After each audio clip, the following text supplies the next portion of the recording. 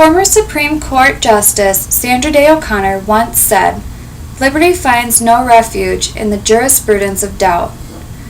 With media coverage at its all-time high and speculation and opinions from media being heard more than ever today, how can we ensure that our nation's judicial system can ensure equality for us all as well as just within our justice system?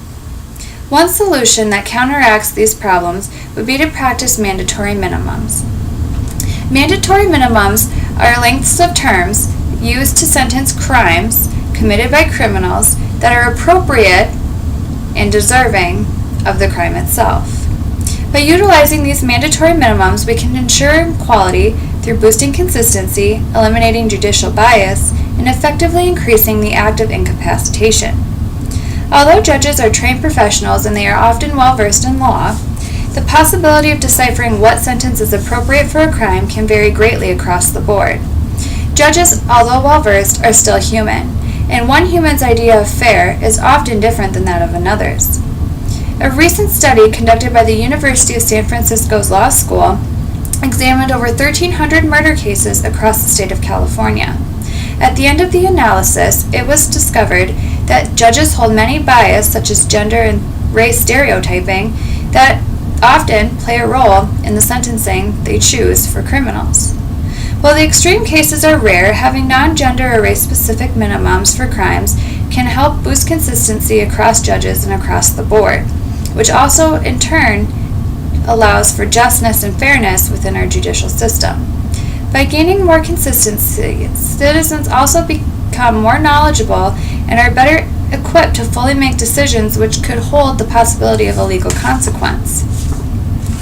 Secondly, with the practice of mandatory minimums, by increasing the consistency, the elimination of judicial bias is often dramatically decreased.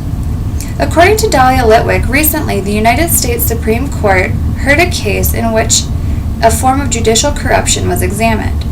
A West Virginian judge ruled in favor of a plaintiff who had spent over $3 million towards that judge's judicial campaign, even though evidence was overwhelmingly stacked against him.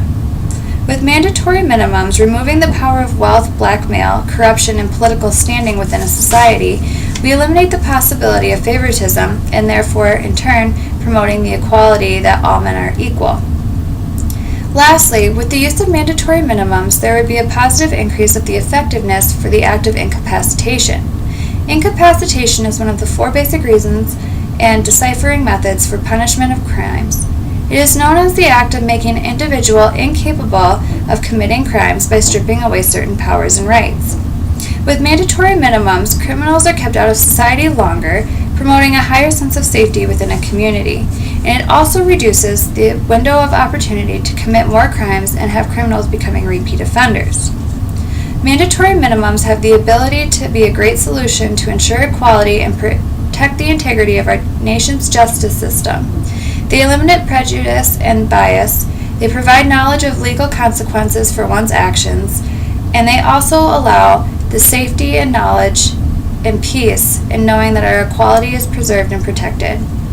So please let us think about the importance of Sandra O'Connor's words and how the minimums can help us ensure that equality and just will not be foreshadowed by doubt in today's society.